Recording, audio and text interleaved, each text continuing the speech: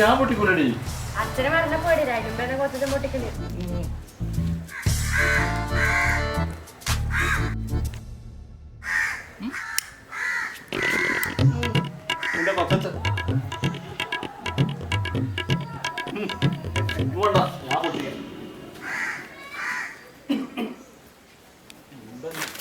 കണ്ടോടി ഞാൻ കാണിച്ചു തരാം. ഗുണ്ട പൊട്ടിക്കുന്നത്.